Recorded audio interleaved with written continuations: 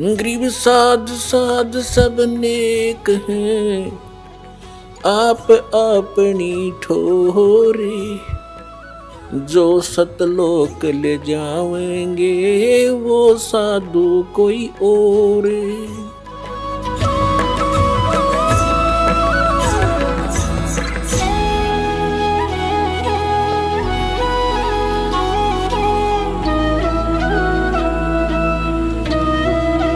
अब क्या होता है, अब हनुमान जी ने छलांग लगाई।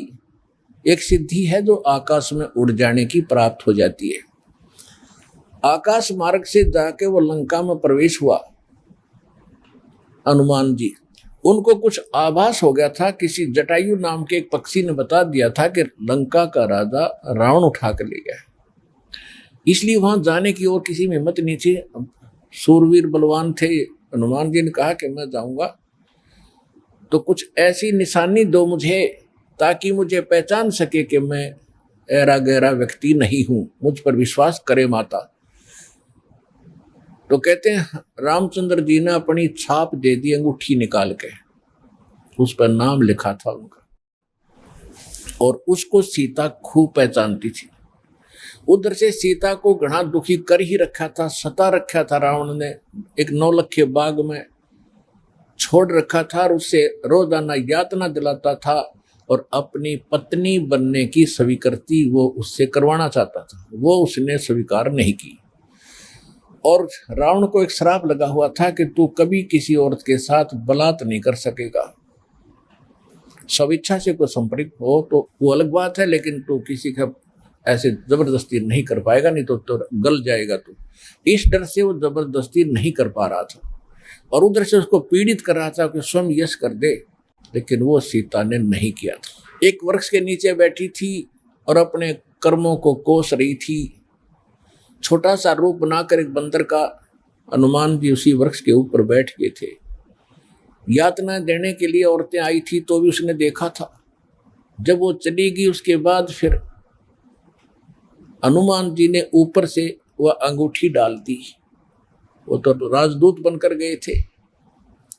जब अंगूठी देखी सीता ने तो आपने कथाएं खूब सुन रखी हैं, ज्यादा ना सुनाऊंगा। तो उसने सोचा कि ये बंदर अंगूठी उठाकर लाया तो मेरे पति की मृत्यु होगी। तो उसने पूछा तो फिर वो नीचे आया, अपना थोड़ा ठीक सा रूप बना के खड़े हो गए और कहा, माता मैं ऐसे ऐसे रामचंद्र जी ने भेजा हूं और ये कहानी है। अब कहने का भाव ये है कि वो जो कुछ भी उसने उद्मस्ताया हो तो आपने पता ही है। हनुमान जी ने नौलखा बाग भी उजाड़ दिया उसका और सारा कुछ कर दिया। क्योंकि आज कथा का विषय कुछ अन्य है, इसलिए यहाँ लंबा प्रकरण नहीं करूँगा। तो उसमें हनुमान जी ने कहा कि माता मुझे भूख लगी है। तो उसने कहा इस बाग के किसी वृक्ष के फल को तोड़ के मत खाना भाई, नहीं तो मेरी पिटाई होगी।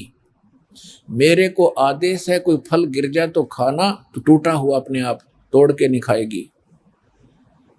तो हनुमान जी का उठा गुस्सा, उसको गुस्सा हुआ।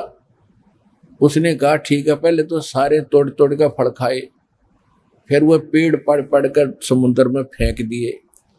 उनको पता चला तो युद्ध हुआ, अपने पता ही है काफी। फिर लंका भी फूक फाक थोड़ी बहुत जड़ाका आ गया। और उस समय क्या कहा कि माता जी तो आप मुझे कोई ऐसी निशानी दो जिस निशानी को मैं श्री राम को दिखाऊं और वो विश्वास कर सके हाँ सीता जी की खोज पक्की होगी, क्योंकि इतना समुद्र को पार करके आना है, वैसे नहीं आएंगे वो। तो सीता ने अपना एक कंगन निकाल के दे दिया, कंगन हाथ में जो पैर रखा था सोने का, और कहा भाई इस चूड़ी को दिखा देना, वो खूब समझ जाएगी। अब वो कंगन लेकर हनुमान जी ने फिर छलांग लगाई। उस दिन वो ऐसे स्थान पर आके उतरा जहां पर एक ऋषि की कुटिया थी। वो ऋषि कौन थे? मुनिंद्र ऋषि स्वयं परमेश्वर थे। वहां सुंदर बाग लगा हुआ था। कुछ क्षेत्र में एक सुंदर सरोवर भरा था जल का। तो सुबह सुबह का समय था। हनुमान जी ने सोचा कि बहुत मनोरम स्थान है और यहाँ कुछ स्नान करूंगा। सामने बाग सुंदर फलों से लदपद है, आहार करूंगा और फिर ऋषि जी भी साथ में है, इनके दर्शन करूंगा, पहले स्नान कर लेता हूं। अब जो कंगन वो लाया था उसको रख दिया पत्थर पे और स्नान करने के लिए प्रवेश किया सरोवर में। अब उन्होंने जो ही स्नान करने की चेष्टा की, लेकिन एक दृष्टि थी ऐसी कंगन पे कि जय ये कंगन गुम हो गया, कोई जानवर पक्षी उठा ले गया तो मेरी सारी मेहनत व्यर्थ जाएगी, सब परिश्रम व्यर्थ होगा। इसलिए नहा रहा था पर नजर था जैसे सर्प का मणि के ऊपर रहती है ओस चाटते समय, तो इसी प्रकार नहा रहा था, दृष्टि कंगन पे। इतने में एक बंदर आया, दौड़ा दौड़ा और कंगन उठाकर भाग लिया। आगे आगे बंदर, पीछे पीछे हनुमान। उस ऋषि के आश्रम में बंदर प्रवेश कर गया। बाहर आंगन में एक घड़ा रखा था, अच्छा बड़ा घड़ा। बंदर दौड़ता दौड़ता घड़े में कंगन डालकर आगे भाग गया। अब सुखी सांस ली कि कोई बात नहीं, ये समुद्र में डाल देता तो बात बिगड़ जाती, गड्ढे में डाल दिया। फिर धीरे धीरे चले हनुमान जी। पहले घड़े में देखा उसने, ऋषि को तो पीछे प्रणाम करना था, तो घड़े में क्या देखा कि घड़े के अंदर ऐसे ऐसे कंगन हजारों की संख्या में पड़े, सेम टू सेम। अब उसने सोचा भाई मैंने तो इतनी पहचान नहीं, कोई कंगन कौन सा है। और श्री रामचंद्र जी तो सारा जानते हैं, उनके कंगन के ऊपर सारी निशानियों को पहचानेंगे, और मैं कोई गलती से दूसरा उठा ले गया तो वो मानेंगे नहीं। इसलिए वो ऋषि जी के चरणों में प्रणाम किया। परमात्मा ने मुनिंद्र रूप में बैठे थे, पूछा कि पहलवान कैसे आए। हनुमान जी ने कहा कि ऋषि जी आप कौन सी दुनिया में रहते हो। मुनिंद्र जी ने कहा क्या बात है, मैं तो इसी पृथ्वी धरातल पर ही तो रहता हूं। क्या आपको नहीं पता आज श्री राम के ऊपर कैसी आपत्ति आई है, ऐसे ऐसे उसकी पत्नी गुम हो गई थी, वो माता की खोज करके मैं आया हूं। तो परमात्मा ने पूछा कि भाई कौन से राम की बात कर रहा तू। वो कहता है अच्छा कमाल करते हो ऋषि जी, आपको यही नहीं पता राम कौन है। परमात्मा ने कहा बताओ तो श्री, के दशरथ पुत्र श्री रामचंद्र जी, उनका वनवास हुआ था, ऐसे ऐसे सीता उठा ली थी और आज मैं खोज करके आया हूं ऋषि जी। परमात्मा बोले कि ऐसे ऐसे 30 करोड़ राम हो लिए तेरे, और तेरे जैसे हनुमान यही लीला करते रहे। तो हनुमान जी ने सोचा कि ऋषि के साथ ज्यादा बहस करना उचित नहीं और अपना काम करूं और चलूं। कहने लगे ऋषि जी और बात छोड़ो आप, कि मेरे सामने एक समस्या आ गई है कि ऐसे ऐसे मैं कंगन लाया था माता के हाथ का, और वो कंगन मैं स्नान कर रहा था, बंदर ने उठा के आपके घड़े में डाल दिया। तो परमात्मा बोले ले जा कंगन भाई, जा फिर अपना कर काम, जाओ हनुमान जी ले जाओ कंगन, निकाल ले जाओ, करो जो तूने करना। कहने लगे जी समस्या ये है कि इसमें और भी बहुत से कंगन पड़े हैं और इन कंगनों में पहचान नहीं कर पा रहा हूं मैं, मेरा वो भगवान सीता जी वाला कौन सा है। परमात्मा बोले रे भले आदमी तू लाने वाला और तुझे पता नहीं तो मैं क्या बताऊं, फिर खोज ले कौन सा है तेरा। तो चिंतित हो गया कि भगवान दया करो। परमात्मा बोले कि जौन सा चाहे वो उठा ले जा और सेम टू सेम पाओगे, इसमें कोई दिक्कत नहीं। कैसे कैसे फिर ये कंगन आए कहाँ से आपके पास, कि अब सुन मैं कथा सुनाऊंगा तेरे को। जैसे ये रामचंद्र जो आत्मा है ये विष्णु जी की आत्मा है, ऐसे ऐसे न जाने कितनी बार धक्के खा लिए इसने, कितनी बार जन्म लिया, कितनी बार मर लिया। तो प्रत्येक त्रेता युग में ये ऐसा ही होता है, और मैं यहीं बैठा हूं जब का, मेरी तो बहुत युगों की आयु है, मैं यहां बैठा हूं। पहले इन बातों पर किसी को अविश्वास नहीं होता था। तो हनुमान जी से बताया कि तेरे जैसी आत्मा हनुमान ना जाने कितने बन करा लिए और कितने ये ऐसे कंगन ले लेकर आए हैं, इसी प्रकार वो बंदर उठा के इसमें डालता रहा है। तो हनुमान जी ने पूछा कि हे ऋषिवर मान लिया आपकी बात, जो कंगन लेकर हनुमान आता होगा तो वो कंगन तो लेकर भी जाता होगा, कहाँ लेकर जाता है, इस घड़े में मेरी आशीर्वाद से ऐसी पावर है कि डुप्लीकेट कॉपी तुरंत बना देता है, एज इट इज, 1 के 2 कर देता है। और नहीं विश्वास है तो ले ये कटोरा उठा के कोई दिया ले इसमें डाल के देख ले। हनुमान जी ने कटोरी उठा कर उसमें डाली, तुरंत 2 होगी, 1 जैसी। अब वो दोनों को देख रहा कि सचमुच ठीक है।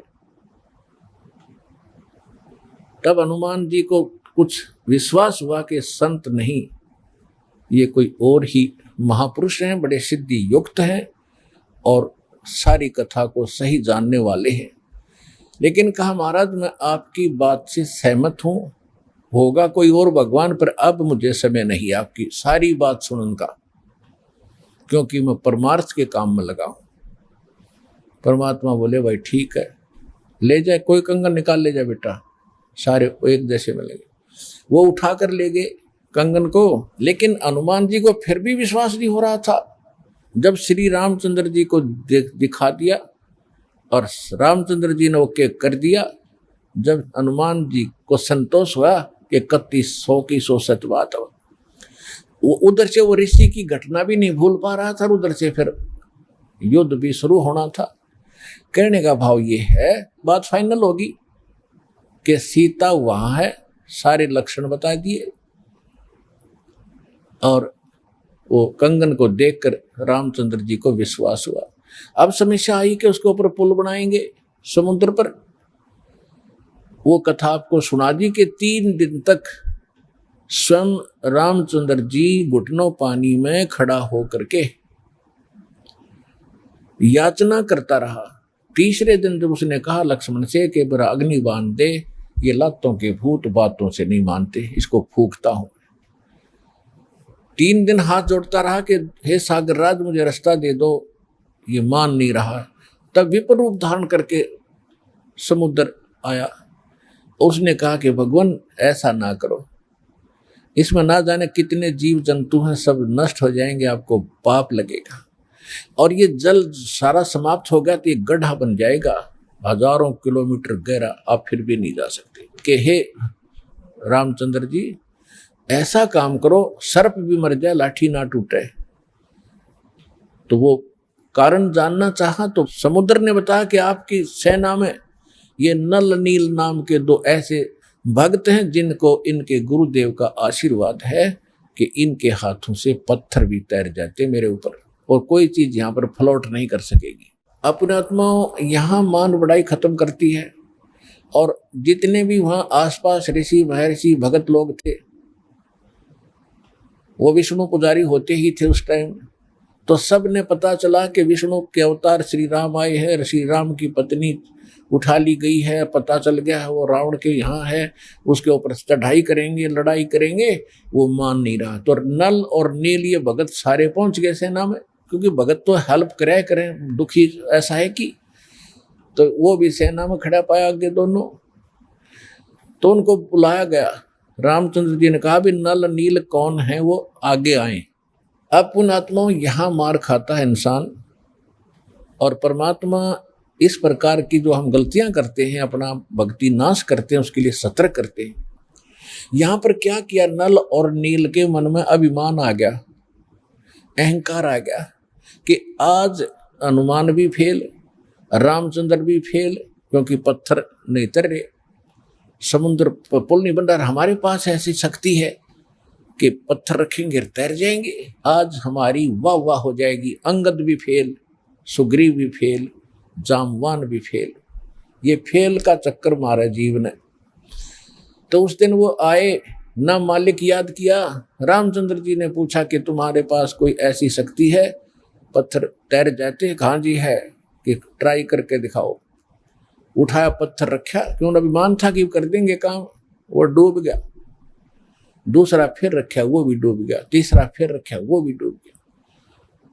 अब रामचंद्र जी समुद्र की तरफ देख रहे हैं, विपर रूप में खड़े थे, ब्राह्मण रूप में, और ये कहना चाह रहे हो कि तू झूठ बोलता था, इनके पास कोई पावर नहीं। तभी समुद्र ने कहा, विपर रूप में खड़े समुद्र ने, क्योंकि ये देवता होते हैं, ये जल जो है ये देवता नहीं है, जल का कंट्रोलर एक देवता है, उसको वरुण कहते हैं। वो आकर खड़ा हो गया, तो वो कह रहा था कि हे नल नील, आज आपने गलती की भाई, आज तुमने अपना गुरु तो याद किए ही नहीं, तुमने तो नाश कर दिया बात का, करो याद उस मालिक को।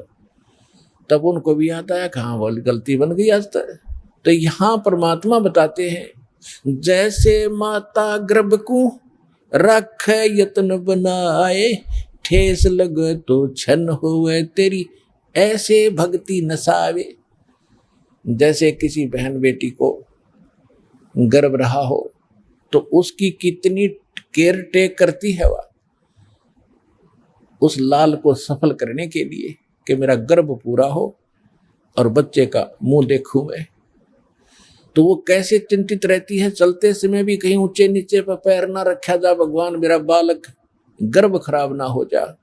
रात को सोती है, करवट लेती है, तब भी एकदम उठ के उधड़क जाती है, कहीं बच्चे पर दाब ना आ गई हो, मेरा गर्भ ना खराब हो जाए। तो कहते हैं जैसे माता गर्भ को और रख है यतन बनाए और ठेस लगे तो छन हो जाता है, तेरी ऐसे भक्ति नसावे। तो इस भक्ति रूपी गर्भ जो आज आपकी आत्मा में परमात्मा के सच्चे शब्द से पल रहा है, इसको इतना संयम से, इतना देखभाल से, यानी सावधानी से इसको परिपक्व करना पड़ेगा। जैसे माता गर्भ को रख है यतन बना और ठेस लगे तो छन हो, तेरी ऐसे भक्ति नसावे।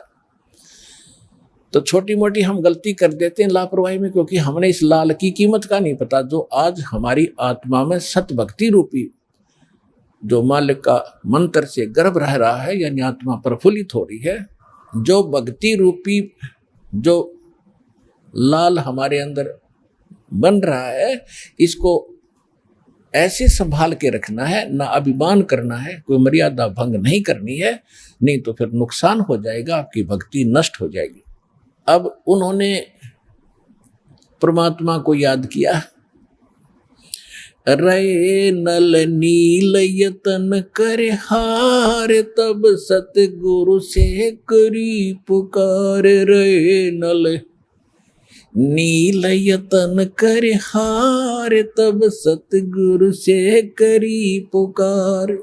जा सतरे खोलखी अपार सिंधु पे सिला तिराने वाले। जा सतरे खोलखी अपार सिंधु पे सिला तिराने वाले। धन धन सतगुरु सत कबीर भगत की पीड़ मिटाने वाले। धन धन सतगुरु सत कबीर भगत की वो पीड़ मिटाने वाले। नल नील ने जब याचना की हृदय से, हे भगवान गलती बन गई, आपके हाथ में इज्जत है हमारी, तो उसी समय परमात्मा वहां प्रकट हो गए। थोड़ी सी दूरी पर सबने देखा कि वो कौन आ रहा सामने। नल नील ने भी देखा, ये तो मेरे गुरुजी आगे हमारी पुकार सुन ली इन्होंने। जब मुनिंदर जी निकट आए, सभी ने दंडोत प्रणाम किया, श्री राम ने, हनुमान ने, सब ने। हनुमान जी ने देख लिया, बाबा जी तो वही है भाई, ये तो बिल्कुल सही, ये तो शक्तिशाली ऋषि है। लेकिन उस समय और वार्ता करने का समय नहीं था, जो समस्या थी वह उनके सामने अड़ी हुई थी। तब श्री रामचंद्र जी ने मुनिंद्र ऋषि से अर्ज की थी, भगवान आज हमारे सामने ये समस्या आई है, अभिमानी रावण हमारी याचना नहीं मान रहा है। हमने उसे खूब दूत भेजकर, अंगद को, हनुमान जी को, सबको भेजकर उससे प्रार्थना कर ली है, इसको लौटा दे मेरी पत्नी को। वो माना नहीं, अब नहीं माना तो हमने युद्ध करना पड़ेगा और उसके लिए रास्ता चाहिए समुद्र पर। समुद्र रास्ता दे नहीं रहा। इसने विधि बताई कि आपके शिष्यों के पास यह शक्ति थी, मेरा दुर्भाग्य कि आज इनके हाथों में भी शक्ति नहीं रही। तो परमेश्वर ने कहा कि आज के बाद इनके हाथों में यह शक्ति रहेगी भी नहीं। इन्होंने बहुत बड़ी गलती की है, जो हम मैं रोज बताता हूं कि अभिमान से भगवान कोसों दूर है और इतने दिन के बाद और इतना दुख था इनके ऊपर, इन्होंने फिर बकवास कर दी। अब इनके पास यह शक्ति नहीं रही। तो श्री रामचंद्र जी ने कहा कि हे ऋषिवर, मेरी समस्या का समाधान करो। जब आप अपने बच्चों को, अपने शिष्यों को आशीर्वाद दे सकते हो शिला चढ़ाने का, तो आप खुद भी कृपा बख्श सकते हो, मेरे लिए लंका में जाने का रास्ता बना दो। तब परमेश्वर ने कहा ठीक है भाई, मेरा वचन है तेरे बाप तय। परमेश्वर ने कहा था कि तेरे बाप से मेरा वचन है कि तेरा पुल बनवाऊंगा। अब ये रामचंद्र जी का समझ में नहीं आई, मेरे बाप से और क्या वचन है, इनका क्या वायदा है। परमात्मा ने अपनी प्यारी आत्मा धर्मदास जी को बताया था कि जब मैं प्रथम सतयुग में सतलोक से यहाँ आ रहा था, तो बीच में इस काल की एक तपस्या है, वहां पर जीव दुखी किए जा रहे थे, और मैं जोग जीत रूप में अपने पुत्र के रूप में वेशभूषा में था। तो इसने पहले मेरे साथ कुछ बकवास करी थी, ज्योति निरंजन ने इसकी पार नहीं बसाई थी, तो मेरे चरणों में गिर गया था। और इसने मेरे से वचनबद्ध करवा कर कुछ प्रार्थना की थी कि कुछ और सुविधा मुझे देना। उनमें से एक तो ये थी कि मेरा पुत्र विष्णु श्री राम रूप में जाएगा, और ऐसे उसके प्रारब्ध में लिखा है कि उसकी पत्नी को रावण उठाएगा, समुद्र पर पुल नहीं बनेगा, आपके बगैर वहां कोई कृपा नहीं कर सकेगा, उसकी हेल्प नहीं कर सकेगा। तो परमात्मा ने स्वीकार किया था कि मैं ये काम भी करूंगा। फिर दूसरा वर्ग क्या था कि वो फिर समुद्र के ऊपर उसने जो तीर त्यार दिखा के जबरदस्ती धमका के रास्ता लेना चाहा था, इसका प्रतिशोध समुद्र लेगा। वो क्या करेगा कि जब ये श्री कृष्ण रूप में जाएगा, और फिर ये क्या करेगा बाद में मृत्यु के उपरांत, एक राजा को दर्शन दे करके जगन्नाथ का मंदिर बनवाना चाहेगा अपनी महिमा बनाए रखने के लिए। तो उस पुरी के स्थान पर जो जगन्नाथ मंदिर बनवाओगा, उसको समुद्र इस प्रतिशोध में नहीं बनने देगा कि इसने मेरी बेइज्जती की थी तीर दिखा के राम रूप में। इसका प्रतिशोध लेगा और वो मंदिर ने बनने नहीं देगा, बार बार तोड़ेगा। आप उसका मंदिर बनवाना, क्योंकि बच्चे हट कर लेते हैं तो वो मानते नहीं है, तो इसलिए वो कह रहा था जी आप दया करिए, वो मानेगा नहीं। तब परमेश्वर ने कहा था तथास्तु। और भी कई चीजें कही थी कि दूसरा ये मांगा था कि 3 युगों में जीव थोड़े पार करना, क्योंकि परमात्मा ने कहा था कि मैं कलयुग या तेरे नीचे के लोकों में जाऊंगा, और तूने सबको मिसगाइड कर रखा है, सच्चा भगवान सच्चा ज्ञान छुपा रखा है, मैं सच्चाई बताऊंगा और सबको ज्ञान दूंगा, ऐसी भक्ति और नाम दूंगा, सभी तेरे लोक से पार होकर सतलोक जाएंगे।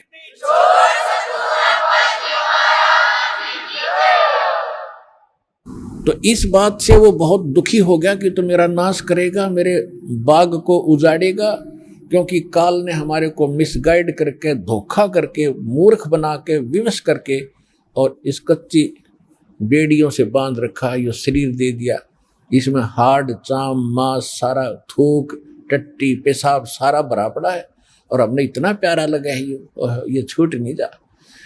परमात्मा कहते इतना बढ़िया शरीर दूंगा, वहां जाकर ना नाड़ी होगी, ना नस होगी, ना कोई बीमारी, ना हारी, ना कोई बीपी हाई, ना लो होगा। तो वो हमने पता ही नहीं था कोई ऐसा भी स्थान है जहाँ ऐसा सुख है। तो परमात्मा ने कहा था तेने क्या हाल कर रखा उन बच्चों का सारा, कोई गधा बना दिया, कोई कुत्ता बना दिया, और जो मनुष्य वो कौन से सुखी हैं, उनको ऐसा ज्ञान दूंगा और ऐसा मंत्र दूंगा, वो यहाँ भी सुखी होंगे, मेरे साथ सतलोक जाएंगे। तो इस बात से वो दुखी हो गया था काल, ये तो नाश करेगा मेरे बाग न उजाड़ेगा। भगवान का पता लग गया, सच्चे स्थान का पता लग गया, तो यहाँ कौन रहेगा। तो तब उसने चरणों में गिर के रा करके कबीर भगवान से याचना की थी कि 3 युगों में जीव थोड़े ले जाना, और चौथे युग में आप कितने ले जाना। और फिर ये पुल बनवाने का, जगन्नाथ के मंदिर को बनवाने का ये भी प्रॉमिस करवाया था। जब उसने सारा परमात्मा ने प्रतिज्ञा कर ली थी, तो फिर ये खलनायक है, ये विलियन है, धोखेबाज और ठग है, इसने तुरंत अपना आंखें बदल ली और कहा जाओ जोग जीत संसारा, जीव न माने कहा तुम्हारा। कहते हैं द्वादश पंथ करूं मैं साजा, नाम तुम्हारा ले करूं आवाजा, और द्वादश पंथ नाम जो ले ही वो मेरे मुख में आन समोही। और पहले अंश हमारे जाई और पीछे अंश तुम्हारे आई, और जाइयो जोग जीत संसारा। परमात्मा ने कहा था कि फिर मैं त्रेता युग में जाऊंगा, ठीक है भाई, चौथे युग में जाऊंगा कलयुग में, और फिर पार कर लूंगा। तने गलती तो मेरे से करवा ही ली। वैसे मालिक ने गलती नहीं की, दाता को पता था कि सतयुग त्रेता द्वापर में ये दुखी नहीं होंगे, और जब तक जीव दुखी नहीं होगा इतना भगवान नहीं पहचान सकता। इसलिए दाता ने जानबूझकर उसको यश कर दी थी, और वो बन गया था सियाना, अपने आप में इंटेलिजेंट बन रहा था कि मैंने रोल मार ली भगवान की, है मैंने इनकी अकल मार ली, मालिक ने अकल मारी उसकी।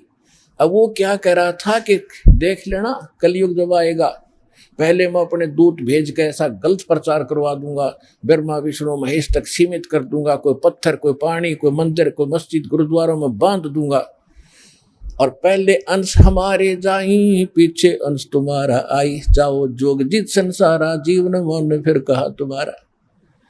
कि पहले मेरे दूत जाएंगे और सारा उल्टा ज्ञान उल्टा भगवान उल्टा विधान सबको बता देंगे, गलत मंत्रों से रटा देंगे। ये राधा स्वामी पंथ, धन धन सतगुरु पंथ, निरंकारी पंथ, ये रासाराम जैसे ये सारे नकली पंथ काल के चलाए हुए। तो परमात्मा को पता था कि इसने कर लेते सारे जुगाड़ अपने, और जब मेरा दास जाएगा ऐसे समय में जब इनके परिपक्व हो चुके होंगे सारे पंथ, इन्हें जो कहना सुनना होगा वो सब कह चुके होंगे, जो ज्ञान देना होगा वो दे चुके होंगे, जो नाम देना होगा वो नाम दे चुके होंगे। और जब मेरा दास जाएगा वो प्रमाणित करके दिखाएगा कि सच्चाई ये है झूठ ये है, तो 2 मिनट में मेरे बच्चे मुझे पहचानेंगे और मेरे पास आ जाएंगे।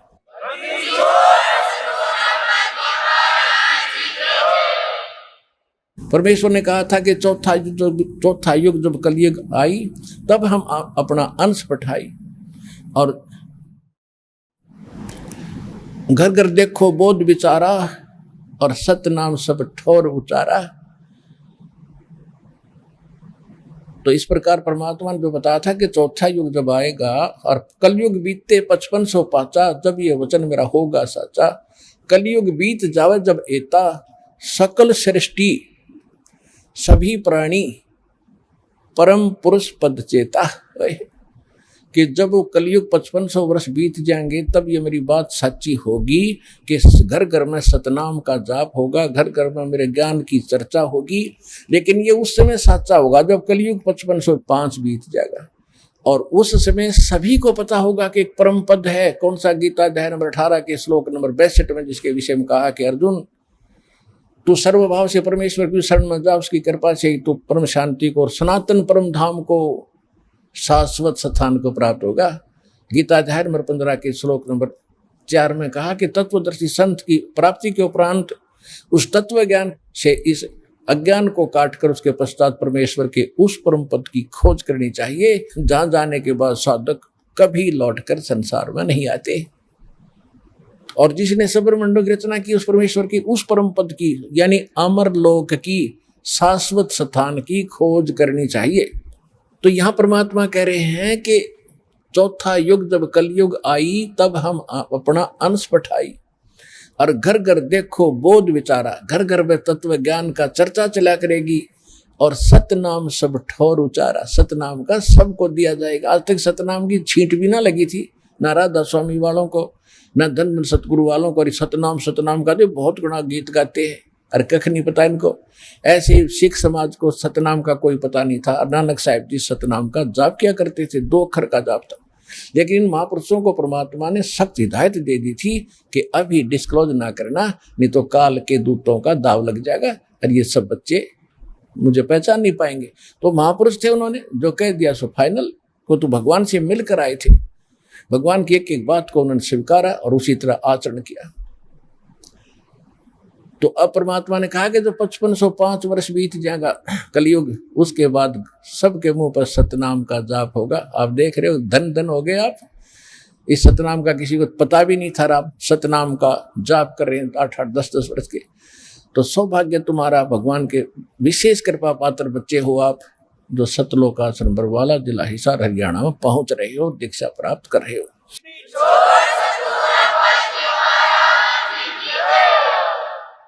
अब प्रसंग आया है कि परमेश्वर ने कहा था कि मैंने तेरे बाप से वचन कर रखा है, इसलिए मैंने आना पड़ा और ये पुल बनवाऊंगा मैं। अब रामचंद्र के बात समझ नहीं आ, मेरे पिता से कैसे वचन हुए होंगे। सोचा कभी बात होगी इनकी, पिताजी के पास साधु संत आते ही रहे थे। तो परमेश्वर एक सोटी ले रहे थे हाथ में, डंडा, और परमात्मा ने कहा कि आ जाओ मेरे साथ साथ, इस पहाड़ के चारों तरफ एक चक्कर लगाता हूँ। निशान लगा दी, रेखा कि एक बहुत बड़ा पहाड़ था, उसके चारों तरफ का एक लाइन खींचा है, रेखा। परमात्मा एक रेखा खींच दी डंडी से कि इसके बीच बीच के पत्थर मैंने हल्के कर दिए, फ्लोटिंग कर दिए, और इनको उठाओ और फोड़ो, तराशो और पुल बनाओ। नल और नील को फिर भी सेवा दे दी कि ये राज मिस्त्री रहे हैं और इनको पत्थर तराश के सेट करना आता, इसकी मदद लेना, और नल नील सहायता करना इस परोपकार में। तो नल नील ने वो राज का काम कराया था उनमें, उनको तराश तरूश के एक दूसरे में फंसा दिया ताकि वो अड़े रहे। लेकिन आशीर्वाद कबीर भगवान मुनिंद्र जी का था, जिससे पत्थर तरे थे और लंका पर चढ़ाई करने के लिए समुद्र पर पुल बना था। धन धन सत्य गुरु सत्य कबीर भगत की, पीड़ मिटाने वाले। धन धन सत्य गुरु सत्य कबीर भगत की, पीड़ मिटाने वाले भक्त की, पीड़ मिटाने वाले भक्त की, पीड़ मिटाने वाले। धन धन सतगुरु सत्य कबीर भगत की, पीड़ मिटाने वाले। रहे नल नील यतन कर हार, तब सतगुरु से करी पुकार। रहे नल नील यतन कर हार, तब सतगुरु से करी पुकार। जा सत रेखा लिखी अपार सिंधु पे, शिला तिराने वाले। जा सत रेखा लिखी अपार सिंधु पे, शिला तिराने वाले। धन धन सतगुरु सत कबीर भगत की, पीर मिटाने वाले। डसी सर्प ने जब जा पुकारी, इंद्रमती अकुलाए। डसी सर्प ने जब जा पुकारी, इंद्रमती अकुलाए। आपने तुरंत करी सहाय बेरूली, मंत्र सुनाने वाले। आपने तुरंत करी सहाय बेरूली, मंत्र सुनाने वाले। धन धन सतगुरु सत्य कबीर भगत की, पीड़ मिटाने वाले।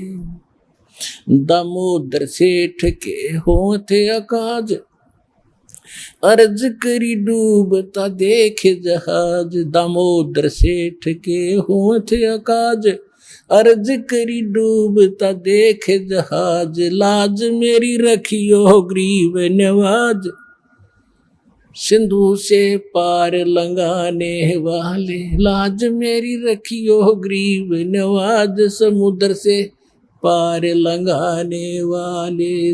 धन धन सतगुरु सत कबीर भगत की, पीड़ मिटाने वाले। कह कर जोड़ दीन धर्मदास, दरस दे पूर्ण करियो आस। कह कर जोड़ दीन धर्मदास, दरस दे पूर्ण करियो आस। मेटियो जन्म मरण की तरास, सत्य पद प्राप्त कराने वाले। मेटियो जन्म मरण की तरास, सत्य पद प्राप्त कराने वाले। धन धन सतगुरु सत कबीर भगत की, पीड़ मिटाने वाले भगत की। पीड़ मिटाने वाले भगत की, पीड़ मिटाने वाले। धन धन सतगुरु सत कबीर भगत की, पीड़ मिटाने वाले। अपना आत्मा धर्मदास जी को जब ज्ञान हुआ, भगवान ने सारी कथा बताई, बेटा मैं ऐसे ऐसे चारों युगों में आया हूँ। तो इसमें बता रहा है कि हे मालिक, आप तो सबके दुख दूर करते हो। रे नल नील यतन कर हार, तब सतगुरु से करी पुकार। जा सतरेखा लखी अपार सिंधु पे सिलात रहने वाले। जब धर्मदास जी काल प्रभावित ज्यादा था, धार्मिक आत्मा अवश्य थी, और धार्मिक आत्मा में एक लचीलापन घना होता है। एक आदमी कहता है ऐसा नहीं ऐसा होगा, तो सोच लेता है शायद ऐसा ही होगा, लेकिन तब जब तक हम दृढ़ नहीं होते, मोक्ष प्राप्ति नहीं होती। तो उसको दृढ़ करने के लिए जैसे धर्मदास जी बीच बीच में कुछ ऐसी ऊटपटांग बातें कर देते थे, तो परमात्मा अंतर्ध्यान हो जाते थे। उसको फिर तड़फ जागती थी, फिर रोता था बुरी तरह, फिर वो कथा सुना रहे, फिर रो रहे हैं, रोते हुए पुकार रहे हैं। तो जब कह रहे हैं धन धन सतगुरु सत कबीर भगत की पीड़ मिटाने वाले, फिर क्या बताते हैं कि आपने नल नील जब हार लिए थे, थक लिए थे यत्न कर करके, उन पर नहीं कुछ हुआ था, तब आपने सतरेखा लिखी अपार। भगवान ने बताई वो मैंने ऐसे किया था, वह मानी सच्ची। फिर कहते इंद्रमती द्वापर युग में एक रानी थी, सर्प ने डस लिया था, वह विश्वास नहीं कर पा रही थी, मालिक करुणा में नाम से आ रहे थे, उसको भी आपने जीवित किया, पार किया। और फिर एक दामोदर नाम का सेठ था, व्यापार करता था जहाजों से, भगवान का नाम लिया, उसके बाद उस पर आपत्ति आई, जहाज डूबने लगा, उसने हृदय से पुकारा मालिक को, कबीर साहब ने उसका जहाज नौका ने ऊपर कर दिया, डूबने वाला था। तो कहते हैं दामोदर सेठ के होंठ काज अर्ज करी थी आपसे, जब डूबता देख जहाज। ऐसे जो क्या कहा था दामोदर ने कि लाज मेरी रखियो गरीब नवाज, फिर समुद्र से पार लंघाने वाले, जहाज को पार कर दिया, डूबने नहीं दिया। अब क्या कहते हैं, कह कर जोड़ दीन धर्मदास दरस दे पूर्ण करियो आस। जो भगवान अंतर्ध्यान हो गए थे, रो रहा था कि मेरे ऊपर ये बड़ी आपत्ति आ गई, आपका अभाव मुझसे सहन नहीं हो रहा है मालिक। कह कर जोड़ दीन धर्मदास दरस दे पूर्ण करियो आस। मेटियो जन्म मरण की तरास, सत्य पद प्राप्त कराने वाले। सत्य पद, वो परम पद, वो सतलोक, आपके अतिरिक्त इस सृष्टि में कोई दूसरा मुझे वो प्राप्त नहीं करा सकता। मुझे फिर दर्शन दो मालिक, मेरे से गलती हुई। अब जो प्रश्न चल रहा है, त्रेता युग में दाता ने कैसी लीला की।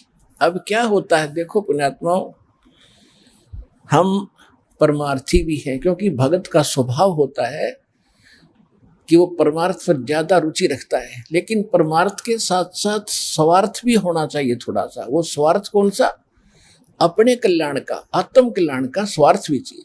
अब हनुमान जी ने जब तो ताकत थी, पहलवान था, धार्मिक था, रामचंद्र जी की जल्दी लग रही थी, जब ऋषि रूप में परमात्मा इत्फाक वहां मिले और सारी लीला देख ली, और फिर ये भी देख लिया कि उसी ऋषि ने आकर समुद्र पर पत्थर तेरे आए, और फिर भी बुद्धि बनाया क्योंकि रामचंद्र की जी का साथ लग रहा था। अब मालिक ने उसका उद्धार करना था उस प्यारी आत्मा का, क्योंकि ऐसी ऐसी पुण्यात्मा है जो परमार्थ के लिए कोई लेना न देना, उड़ा छाती ताणी मारो मरूंगा और मारूंगा, कि इसलिए रामचंद्र की पत्नी छुटवाऊंगा। और यति पुरुष थे, बाल ब्रह्मचारी थे, ऐसी लगन थी उसमें। तो कहने का भाव ये था कि फिर इस खुशी में कि रामचंद्र जी के साथ धाम जाऊंगा, वहां मेरी इज्जत होया करेगी। अब वो तो श्रद्धालु था, समर्पित था भगवान के लिए, लेकिन गलती क्या लग रही थी, और रामचंद्र ने परमात्मा पूर्ण मान बैठा था। अब आपने खूब कथा का पता है कि जब घरजाली और रानी बन गई, फिर उसने सबको इनाम दे रही थी। उसी लाइन में हनुमान भी खड़ा था, क्योंकि उन्हें बड़ी योगदान था, तो हनुमान जी को सच्चे मोती दे दिए। हनुमान जी ने उनका पहलवान था, इन्हें फोड़ फोड़ के गिर दिए तले। तो सीता को अच्छा नहीं लगा, कहने लगे रे बन्नर के बन्नर, तेरे को अकल भी नहीं इतनी कि तू पता कितने कीमती मोती थे, तेने क्या कर दिया, ये क्यों फोड़ डाले।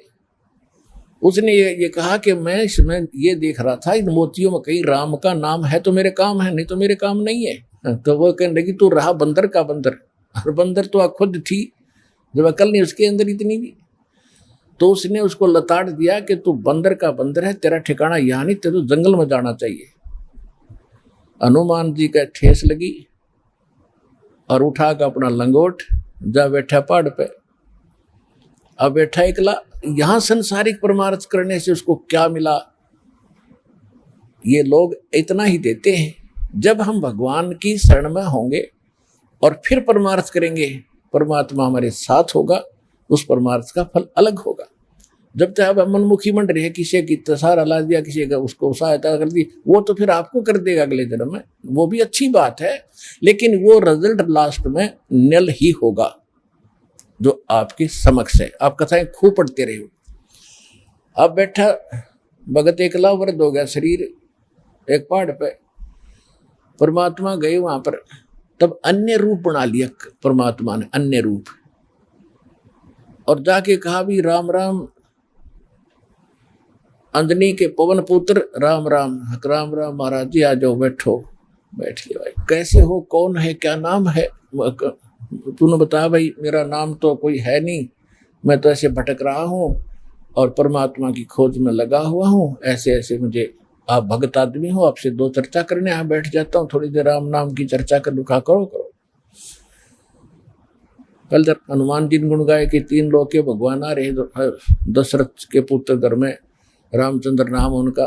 परमात्मा बोले फिर भगवान ने आप क्यों छोड़ा है, वैसा बढ़िया राम था तेरा, जो भगवान के लिए तो भटक रहा है, और भगवान ने छोड़ा अयोध्या में, तो बैठा पहाड़ पे, फिर यह कौन सी समझदारी तेरी? अब हनुमान जी ने सोचा भाई बात तो बाबा जी ने काटेगी कही। कहने लगा भाई जिसको भगवान मान बैठे राम नहीं है, ये तो नाम रामचंद्र है इसका, राम तो कोई और है जो सुप्रीम पावर है, उसका भेद मेरे पास है। इस राम तो पता नहीं कितने मर लिए।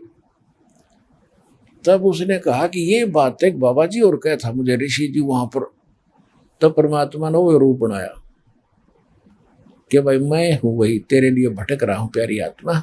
चरणों में शीश रख दिया हनुमान जी ने कि महाराज जी मुझे ज्ञान बता दो।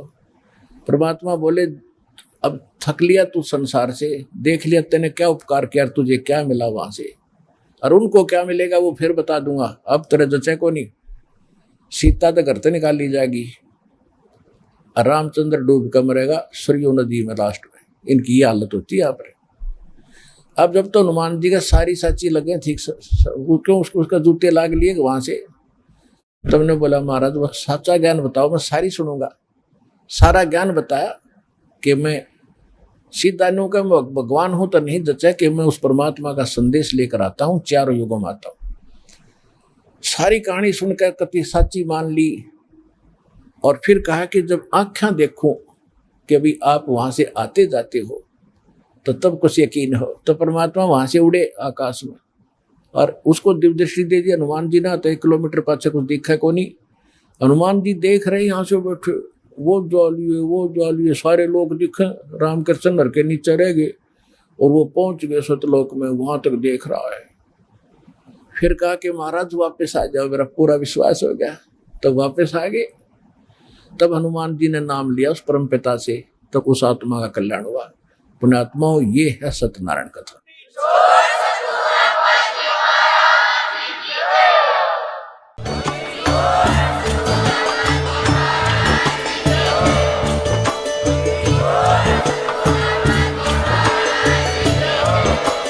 आप सुन रहे थे जगत गुरु तत्वदर्शी संत रामपाल जी महाराज जी के मंगल प्रवचन। अधिक जानकारी के लिए विजिट कीजिए हमारी वेबसाइट www.jagatgururampalji.org। संत रामपाल जी महाराज जी के शुभ आशीर्वाद से पूरे विश्व भर में 500 से भी ज्यादा नाम दीक्षा केंद्र हैं, जिन पर संत रामपाल जी महाराज जी द्वारा ऑनलाइन निशुल्क नाम दीक्षा दी जा रही है। अपने नजदीकी नाम दीक्षा केंद्र का पता करने के लिए संपर्क करें 8222880541।